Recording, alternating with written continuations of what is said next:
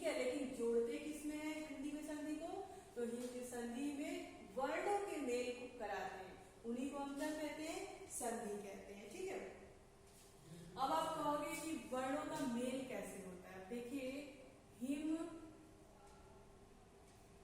धन आलय, और एक चीज आप सुन लीजिए, जो ये धन की बात होती है ना, प्लस का जो निशान होता है, हिंदी में इसको जमा बोलते हैं। क्या बोलते हैं? जमा। ठीक है, ये हमेशा ध्यान रखिएगा।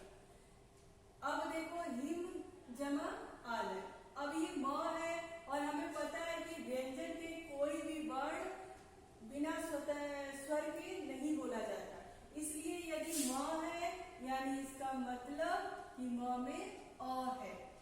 फिर हमने और किसको मिलाया? आ को मिलाया। ठीक, हिम धन आलय बराबर क्या हो जाता है? हिमालय। ठीक है, और हमारा नियम भी यही कहता है,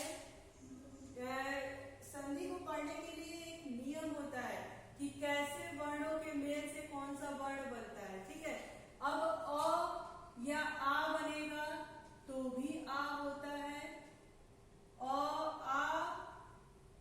या आ मिलेगा तो भी आ होता है, आ और अ मिलेगा तो भी आ होता है, और अ मिलता है तो भी आ होता है। आया समझ में? इसी नियमों के अनुसार ये अ और अ मिला तो आ हो गया, और ये जो आ की मात्रा है वो किसमें जुड़ गई? हिमालय, मां में आ की मात्रा जुड़ गई। आई थिंक अब क्लियर हो गया होगा कि कैसे वर्णों का मेल होता है। आगे समझ में? हाँ, तो अब संधि किसे कहते हैं? दो वर्णों के परस्पर मेल से उत्पन्न जो विकार उत्पन्न होता है उसको हम क्या कहते हैं? संधि कहते हैं। संधि और समास में अंतर ये होता है कि संधि में वर्णों का मेल कराया जाता है और समास में शब्दों का मेल कराया जाता है। ठीक, संधि विच्छेद। ठीक, अब संधि तो हमने जान लिया कि संधि किसे कहते हैं और संधि विच्छेद किसे कहते हैं। अलग करना, विच्छेद का मतलब होता है अलग करना, यानी दो शब्दों को जब हम एक शब्द को जब अलग अलग कर देते हैं उसको हम क्या कहते हैं? क्या कहते हैं? संधि विच्छेद। विच्छेद मतलब होता है अलग करना। ठीक है, यानी जोड़े हुए शब्दों को अलग कर देना। अब आपने जैसे हिमालय को जोड़ा था, हिम धन आलय, आपने इसको जोड़ दिया था तो ये हो गया था हिमालय, यानी ये संधि हो गई। अब हमें क्या करना है? संधि विच्छेद करना है। तो हिमालय को हमने दो शब्दों में बांटना है, तो कैसे बांटे आपने? हिम धन आलय। ठीक, पहले तो हमने संधि किया, उसके बाद हमने क्या कर दिया? उस संधि किए हुए शब्दों को अलग अलग कर दिया, यानी दोनों में विच्छेद डाल दिया, उनको अलग कर दिया। आया समझ में? आया समझ में? ठीक है, सुनिए,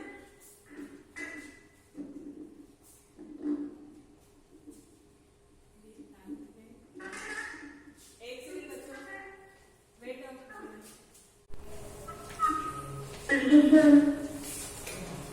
हाँ बोलिए, हाँ क्या कह रही थी आप? क्लास स्वास्थ्य क्या बोल रही थी?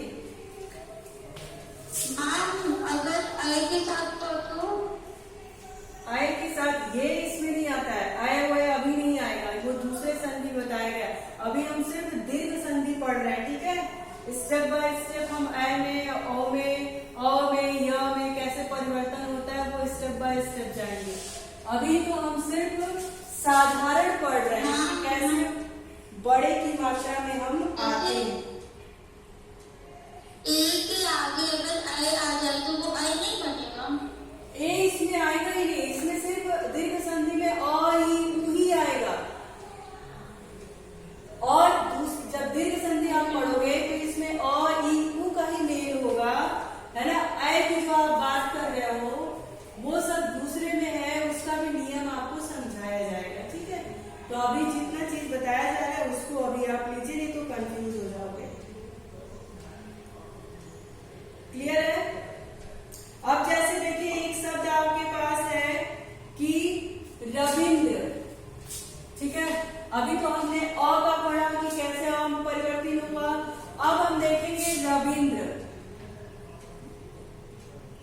रविंद्र। अब इसका हमें उच्चारण संधि विच्छेद करना है, तो कैसे किया हमने? रवि धन इंद्र। अब व पे छोटी ई की मात्रा लगी है, इसका मतलब ये क्या हो गया? ई हो गया, और ये ई हो गया। अब ये दोनों मिलकर के क्या हो गए? बड़ी ई हो गया। ठीक, अब बड़ी ई जब हो गया तो ये छोटी ई बदल करके बड़ी ई में आ गया, और ये व पे बड़ी ई की मात्रा लग गई।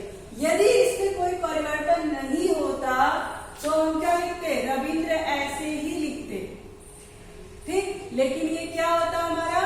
गलत होता, और संधि के हिसाब से छोटी मिले, क्योंकि दीर्घ संधि हम पढ़ रहे हैं तो वो बड़े में ही परिवर्तन हो जाता है। इसलिए रवि धन इंद्र का क्या हो जाएगा?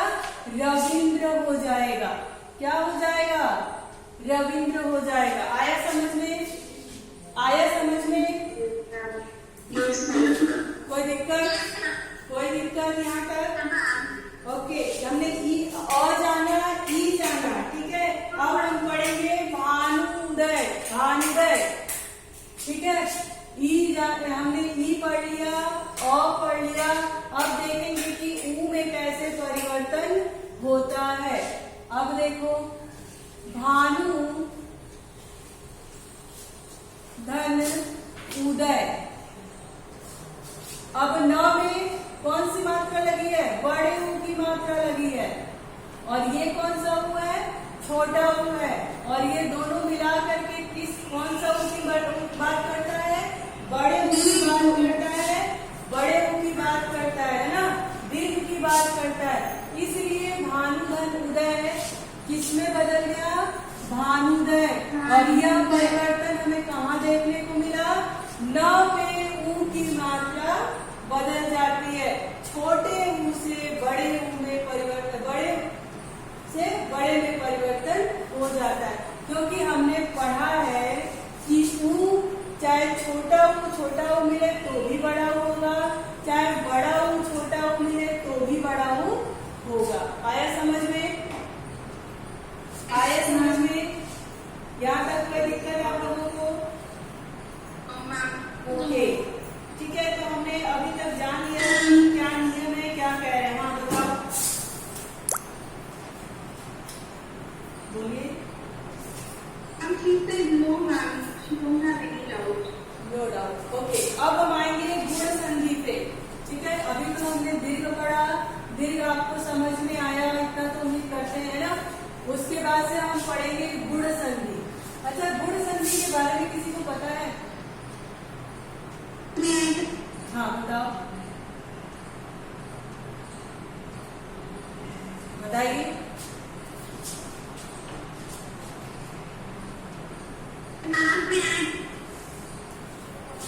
सुनिए, देखिए, जब अ या आ के बाद, ध्यान दीजिएगा शब्दों पे, जब अ या आ के बाद ई आए तो, ठीक है, अ और आ के बाद छोटी ई या बड़ी ई आए तो ए हो जाता है। क्या हो जाता है?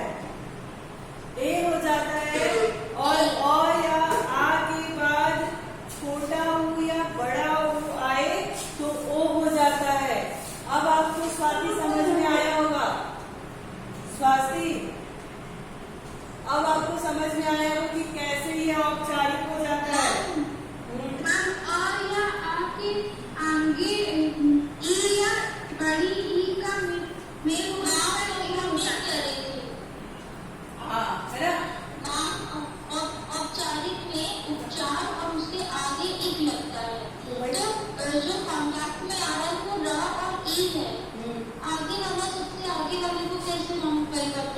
वो भी बताएंगे, ठीक है। अब देखो, आप पहले हम गुण संधि सुने ध्यान में कि छोटा अ या बड़ा अ के बाद छोटी या बड़ी आती है तो वो ए में परिवर्तन हो जाता है।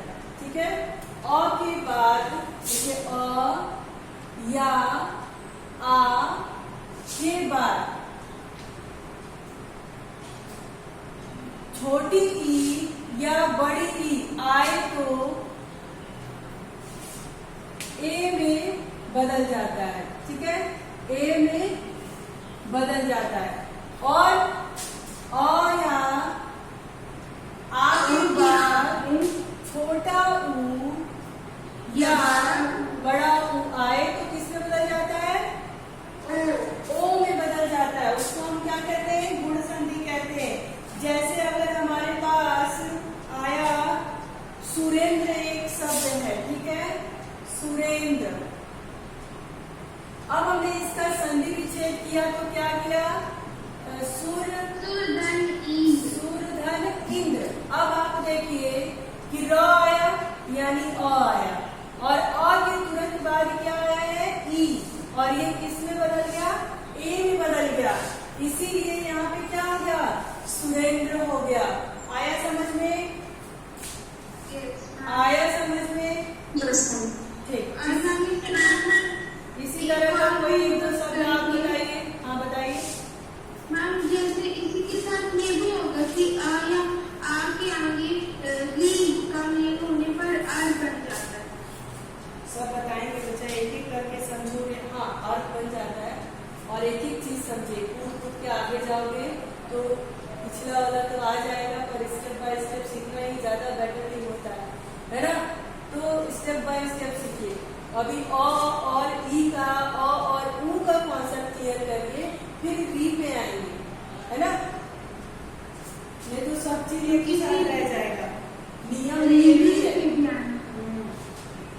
तो नियम में ये भी है कि अ या आ के बाद री आता है तो अर में परिवर्तन हो जाता है, लेकिन उसको पहले ई और ऊ का कॉन्सेप्ट क्लियर कर ले, उसके बाद उस पर आएंगे, ठीक है? अब देखिए उसके बाद हमारा है कि पुरुष धन उपदेश। पुरुष धन उपदेश। अब आप बताइए, पुरुष स में क्या है? अ है और ये क्या लगा है? ऊ लगा है। तो अब क्या हो जाएगा? ओ में परिवर्तन हो जाएगा ना? तो क्या हो जाएगा बताइए?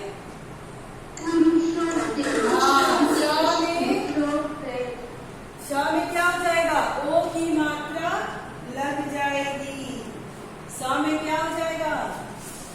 की मात्रा लग जाएगी। तो ये क्या हो जाएगा? पुरुषोपदेश। आया समझ में कि कैसे अ के बाद ई या बड़ी ई आया तो ए में बदल गया, कैसे अ के बाद ऊ आया तो ओ में बदल गया। यहाँ तक क्लियर हुआ आप लोगों को? यहाँ तक कोई दिक्कत? अच्छा, अब एक शब्द आपके पास है लंबोदर। लंबोदर का कैसे संधि विच्छेद करोगे? लंबा धन उदर। लंबा धन उदर। लंबा, जब बा कर रहे हैं तो यहाँ पे क्या आ रहा है? आ रहा है। और उसके बाद उदर, और हमने आ के साथ किसको मिला दिया? ऊ को मिला दिया, और ये बदल किस में गया? ओ में बदल गया। इसलिए क्या हुआ? ये बा, ये आ और ऊ मिल करके ओ बन गए। तो इसलिए लंबा धन उदर लंबोदर में परिवर्तन हो गया। अब हम आते हैं कि किस प्रकार से